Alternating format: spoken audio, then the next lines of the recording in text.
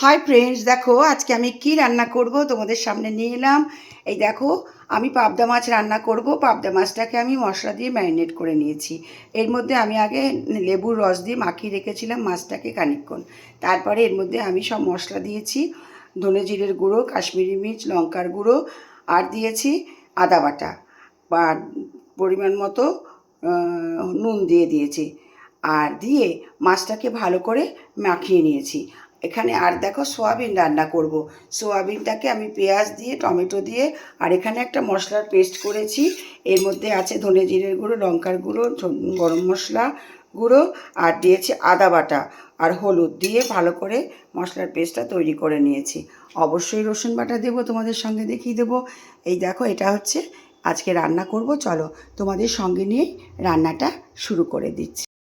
Hi friend, দেখো রান্না করতে চলে এলাম। রান্না তো করতেই হবে, বলো বন্ধুরা, খেতে হলে রান্না তো করতেই হবে। এই দেখো, এটা নিত্যকর্ম আমাদের, তাই তো। দেখো, কালো জিরে ফোড়ন দিয়ে দিলাম। আমি পাবদা মাছটা রান্না করছি এখন। এর মধ্যে আমি একটা কাঁচা লঙ্কাও চিড়ে দিয়ে দিলাম। এবারে দেখো, এর মধ্যে আমি এই যে মাছটাকে ম্যারিনেট করে রেখেছি এটাকে দিয়ে দেবো।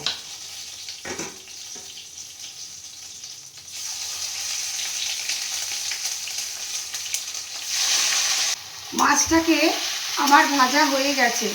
এবারে দেখো, এর মধ্যে আমি জল দিয়ে দেবো অল্প করে। পাবদা মাছের ঝোল আমার অলমোস্ট ডান। এবার আমি এটাকে বাটিতে সার্ভ করে দেব। কেমন হয়েছে তোমরা কিন্তু অবশ্যই কমেন্ট করে জানাবে। দেখো বন্ধুরা, আমি এখন সোয়াবিন রান্না করব।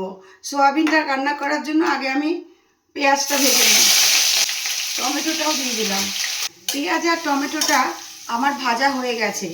আমি এর মধ্যে রসুন বাটাটা দিয়ে দিচ্ছি। দেখো, এর মধ্যে আমি একটা মশলার পেস্ট করেছিলাম, সেই মশলার পেস্টটাকে দিয়ে দিলাম। মশলাটা থেকে আমার তেল ছেড়ে দিয়েছে, দেখতে পাচ্ছ। আর দেখো, এই যে সোয়াবিনটাকে আমি সেদ্ধ করে রেখেছি এর মধ্যে দিয়ে দিলাম। এবারে আমি এটাকে ভালো করে মশলার সাথে কষাবো। এর মধ্যে আমি স্বাদ মতো একটু নুন দিয়ে দিলাম আর অল্প একটু মিষ্টি দিয়ে দিলাম। মিষ্টিটা তোমরা না চাইলে নাও দিতে পারো। মধ্যে মশলাটা কষানো হয়ে গেছে, দেখো তেল ছেড়ে দিয়েছে।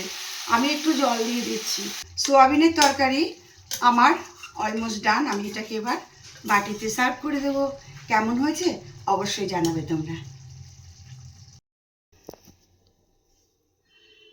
দেখো বন্ধুরা, পাবদা মাছের ঝোল রান্না করে বাটিতে সার্ভ করে দিয়েছি। আর এখানে দেখো, সোয়াবিনের তরকারি লাল লাল ঝাল ঝাল করে রান্না করেছি, দুটোই সার্ভ করে দিয়েছি। ভিডিওটা যদি ভালো লাগে একটা লাইক কমেন্ট করো। আর এরপরে অন্য কোনো নতুন ভিডিও নিয়ে অবশ্যই তোমাদের সামনে চলে আসবো। ভালোবাসা নিও, ভালো থেকো, টাটা।